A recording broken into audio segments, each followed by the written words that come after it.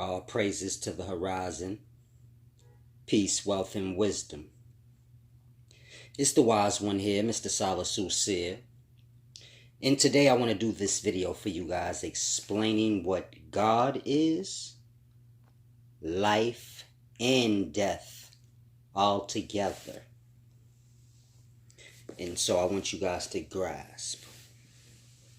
Now, the first thing we need to discuss is what is God. This would be the Creator. Before we can get to life and death, so we have to deal with the start of creation. Whoever's responsible for that. And so I want to explain to you guys what God is, because this is the title that we kind of put on whoever is responsible for creation. Now, what is God? God is your unseen awareness, a mind or a conscious. I want you to grasp, if you feel like mind and conscious are two different things, cool. As humans, we tend to dissect things into many parts for understanding, but the more you engulf yourself in the wisdom, you will come to realize that all is one thing. And so, there's a duality, but that duality is truly just one thing. And so it's a very deep thing I want you guys to grasp. Now, what is God? God is the unseen awareness, consciousness, a mind. When I say consciousness, I am not speaking of your memories. Your memories are not consciousness. You can pull memory from a dead carcass. This is how we, find information out from the past. By, dealing with the dead body, researching it, so to say. And so, as I was saying, memory is not consciousness. Consciousness is awareness. Memory, you thinking thoughts, this is not conscious, but conscious is just the present, moving forward. It is not retaining thoughts and memory, and these things are a result of consciousness and awareness. Before you can have thoughts and memories, so you have to be aware. Now, what do I mean by aware? Imagine yourself with your eyes closed, your ears closed, you kind of have no space to move. Imagine yourself when you first wake up from sleep, before you open your eyes, before you even move. That is awareness, that is consciousness. And so I want you to think of consciousness in that way. Not your body. Try to separate the two. Not your body, but just you being aware. I don't want you to get lost and say, oh, okay, consciousness, like my memories or my thoughts. No. Like you not thinking of anything in the past or anything in the future, but you just presently existing, being awake, aware. This is the conscious mind, meaning this is God.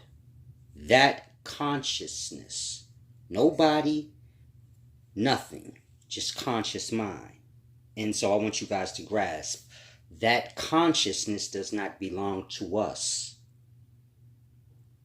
It uses us. The consciousness that we have, when we have it, is borrowed. As I just explained, consciousness, being aware, that's God.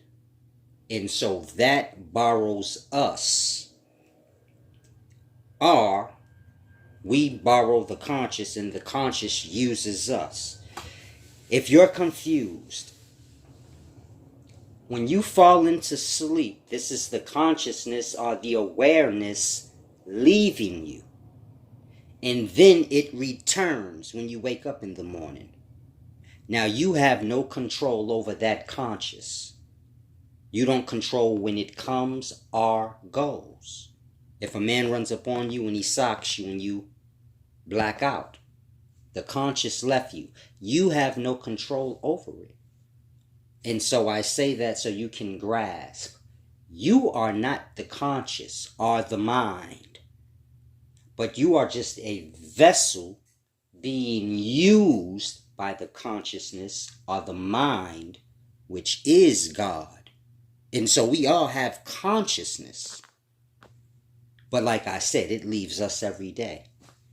Meaning you don't own the consciousness. When you fall into sleep, unconscious sleep.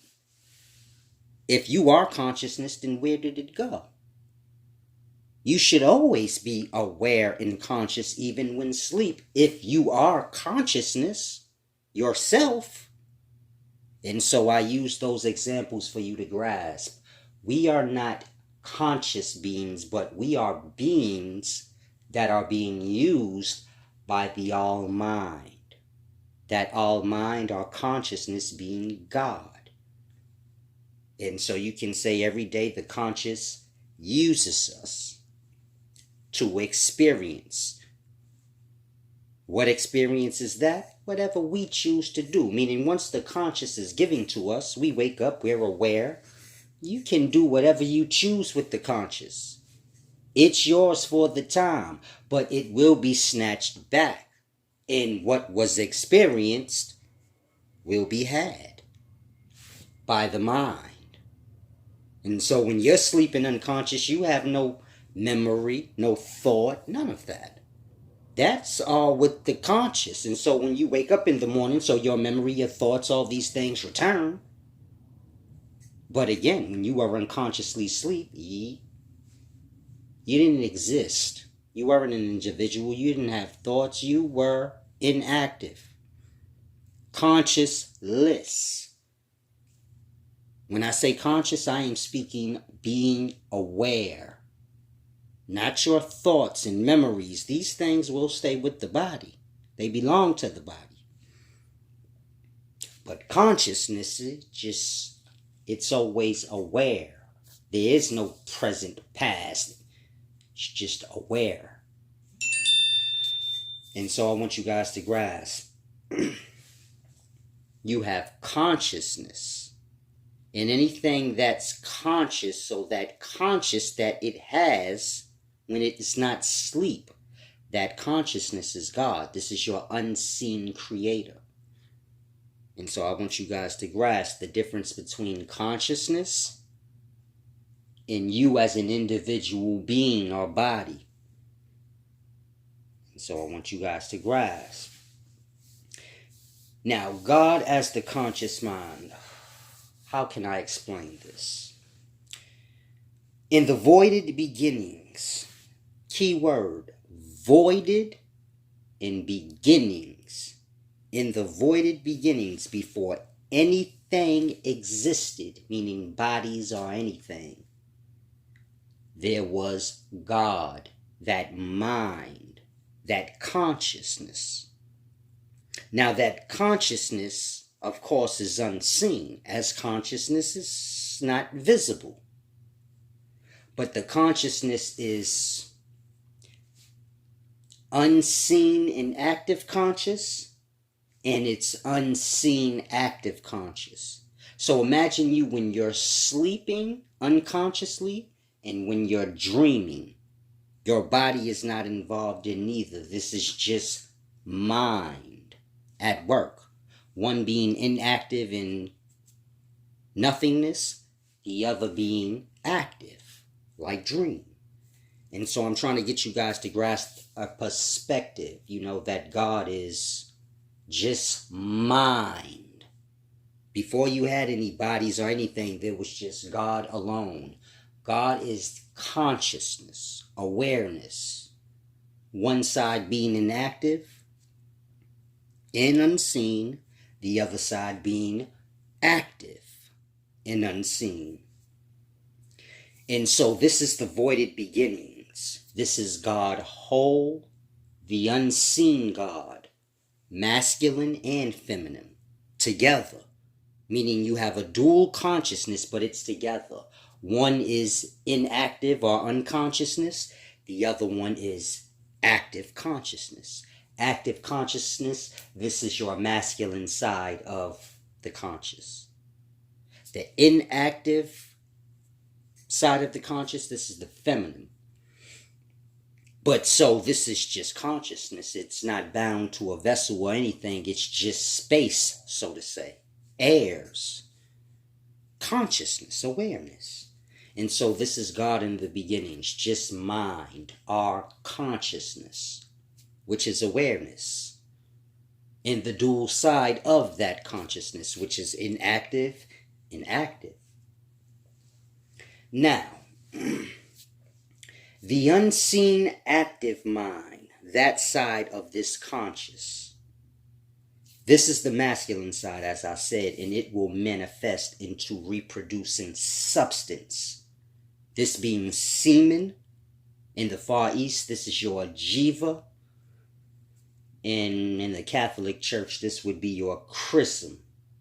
Now, when I say that unseen mind will manifest into reproducing substance, I want you guys to grasp your thoughts manifest substance. This is how you get the many different states of waters within your body. This is why your brain is gooey and liquidy. We get lost on the cranium. That's not your brain, that's the bone around it. But the brain is all gooey and mushy. This is a matter of thought manifesting into many different states of substance. When I say many different states, I'm speaking fresh water, cerebrospinal fluid. I'm speaking salty waters, like when you cry. I'm speaking dark, murky waters like your blood. I'm speaking muddy, thick waters like mucus. You understand? And so our different states of thoughts are consciousness manifests substance. I'm giving you that reference so that you can grasp God being a mind and then manifesting into reproducing substance. You say, man, how can God, which is unseen, just appear as substance? No different than air, which is unseen, begins to condense into cloud, and then right out of thin air, you get substance. We call it water.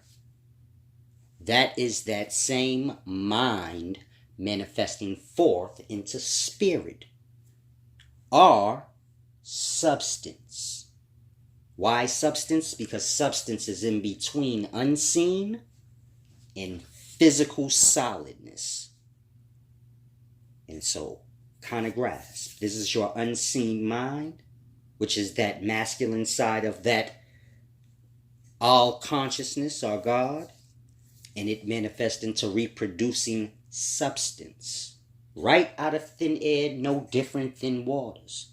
And so just imagine avoided beginnings. Just a consciousness, which is like air, basically space. And just imagine within that space you get substance starting to manifest out. No different than when a man is thinking lustly thoughts, so he's producing substance from his mind. We call it semen. Now, whether he ejaculates it out or holds it and retains himself, he's still reproducing that thick substance within himself.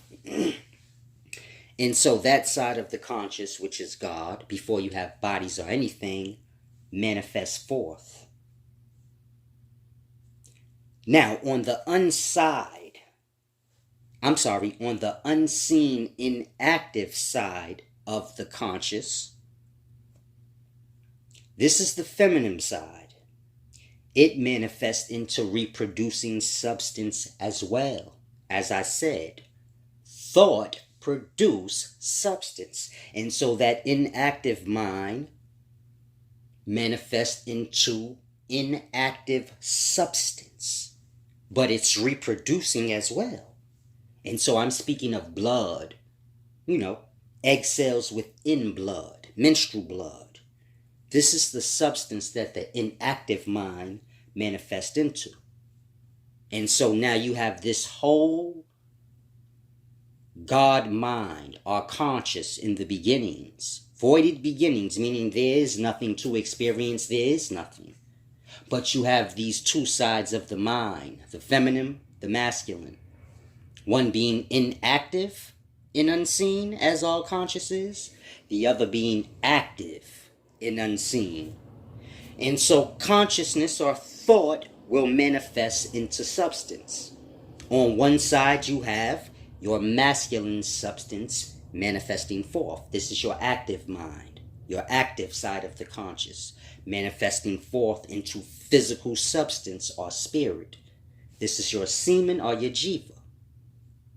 Now within that substance, of course, you have your sperm cell, or your entities that are within that substance.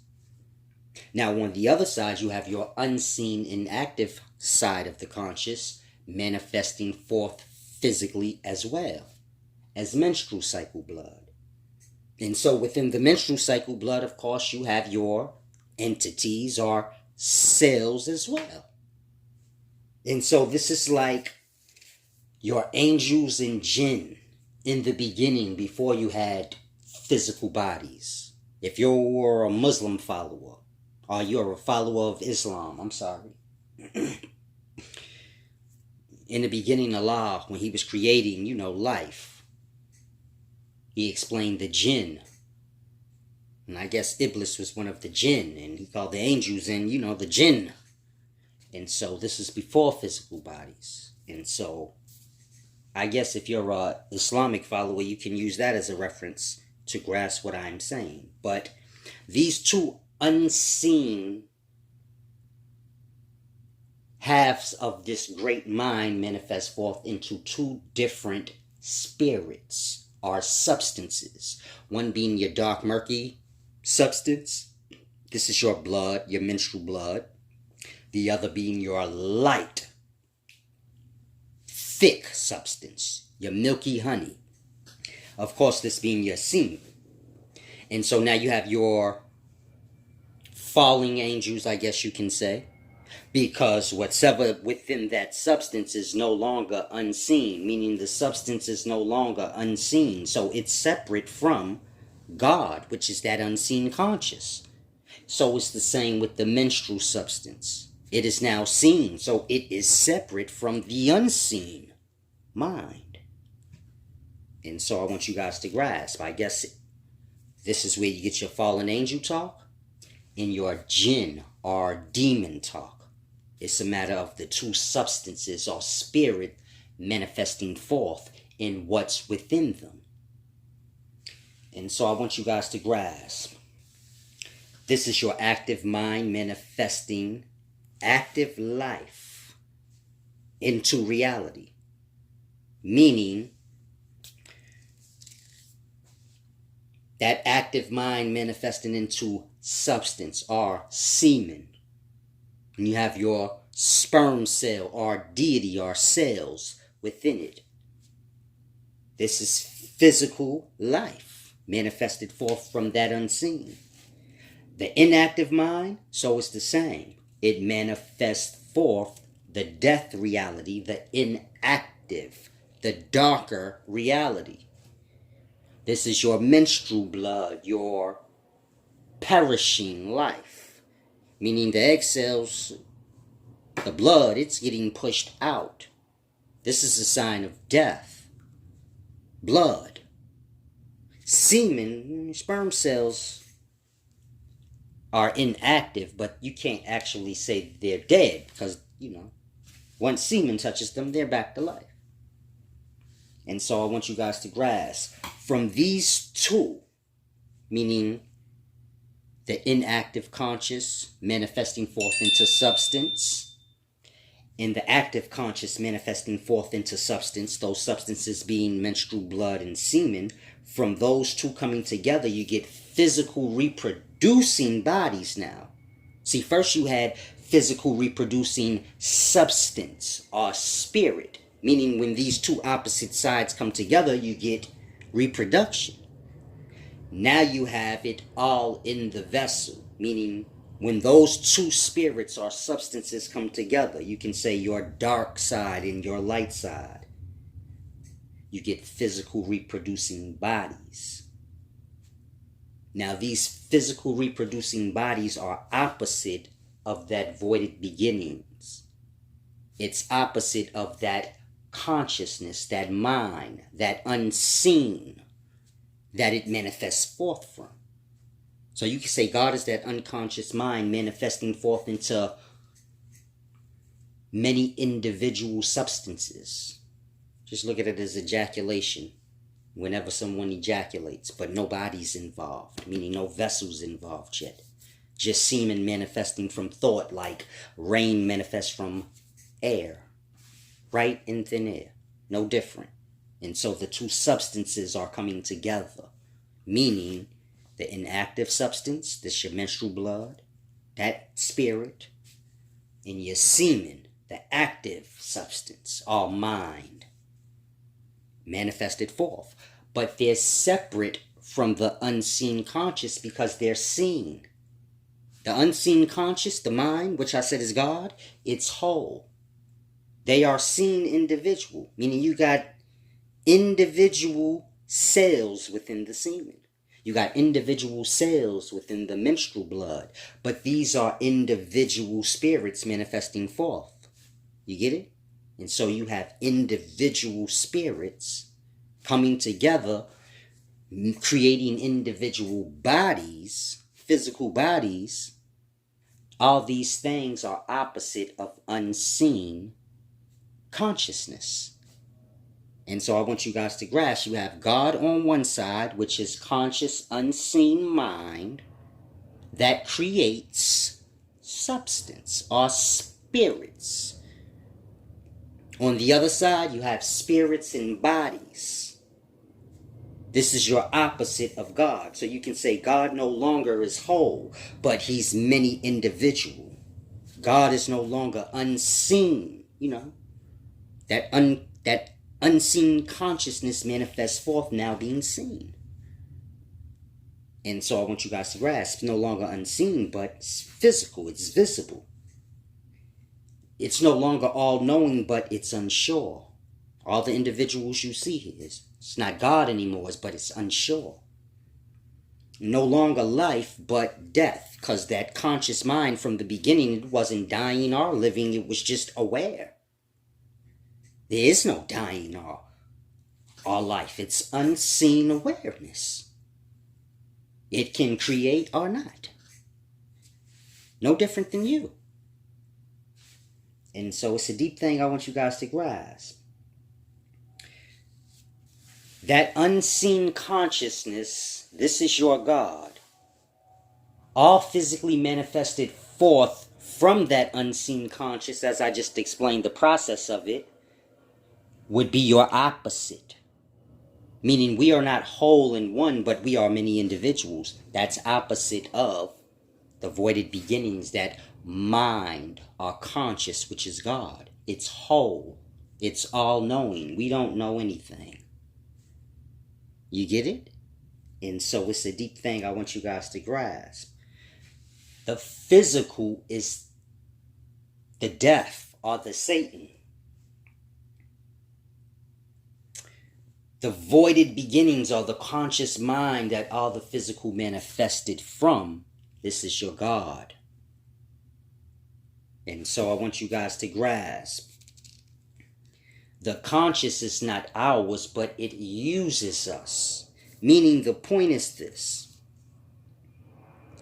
In the voided beginnings, the conscious, as I explained, which is God, no physicalness, just the voided beginnings, the consciousness split and manifest into your dark substance. Of course, that's menstrual, and the entities within it. And it manifests into your light substance and the entities within it. Now, when they came together, being many physical, individual consciousness and spirit and body, when it comes together, so you get physical mind, body, and spirit. But this is opposite of that voided beginnings, meaning the life manifests forth and it's full. And so you have bodies perishing. The spirits are perishing. And the many conscious minds or personalities of these perished things are returning to that voided beginnings, making it no longer void. Hopefully you guys grasp. In a nutshell, what I'm saying, in the beginnings, it was voided. It was just God, an individual mind, an individual consciousness and an awareness. Dual-sided like all consciousness, meaning inactive, this is your sleep, and your active, this is being awake and aware. And so that's all there was God, which is this consciousness or mind, alone, aware. And so the same way a man thinks thoughts which manifest semen, imagine it no different with that conscious mind or God, actively thinking thoughts manifesting the substance, the semen or the spirit. And of course the inactive mind, it manifests physically as well, because this is one mind. You get it? And so now you have the life and the death reality together, meaning the mind's not truly splitting, but when one side manifests forth, so the inactive mind manifests forth as well, because this is one being. And so when you get life full of all these individual beings, they live, they experience, meaning they use the conscious to experience life. Many different perspectives, many different individuals, and they all die.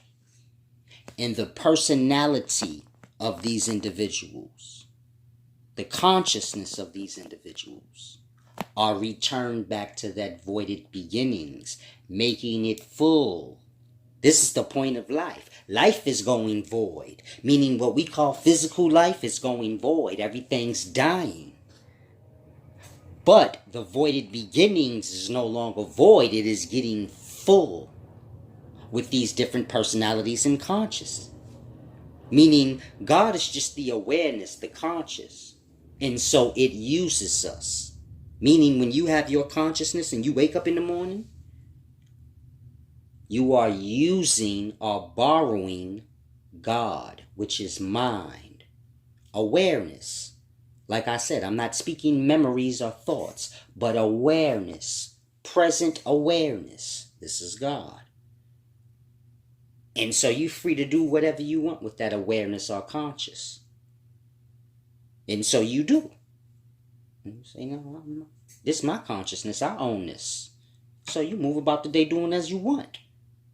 And then you fall to sleep. The consciousness is snatched back from you. You have no control over that. And so, like I said, the conscious is living in real. The bodies are not. The conscious is using the bodies, meaning God is using the bodies to experience different perspectives. I don't want you to get lost and think, so I'm being controlled by God. No, God is just awareness, consciousness, like when you wake up from unconsciousness. And so you do whatever you want with that conscious or awareness. The vessel will eventually die. Of course, every night the vessel will go to sleep, or the consciousness will be snatched from it. And so you can say when you're asleep, unconscious, God left you. He took the conscious back from you to receive what was experienced throughout the day. And then the conscious is giving back. You wake up, you say, oh, it's morning. And now you remember everything. You know who you are. You have awareness and consciousness to do as you want for that day. And at the end of the day, it will be snatched back from you. And there's nothing you can do. You can try to fight it. You can try to stay awake. You going to sleep. Or the consciousness is going to get snatched back from you. Why? This is God taking the conscious back to see what was experienced. And then it's given back. And then the man eventually dies. And so the spirit kind of lingers on and remains for a time. And so it's the same. The spirit sleeps, it wakes up. This is the consciousness. Still having perspective. Meaning this is still God using now the spirit body, which is left over for additional experience. And then the spirit body eventually dies, and so the conscious is brought back to the whole mind, that voided beginnings. But now you have different personalities and minds in that unseen realm, so to say. Meaning you no longer have one unseen conscious, but you have many. God has company now. It's a very deep thing. Hopefully you guys grasp. It's the wise one here, Mr. Salisu Seer. Peace, wealth, and wisdom.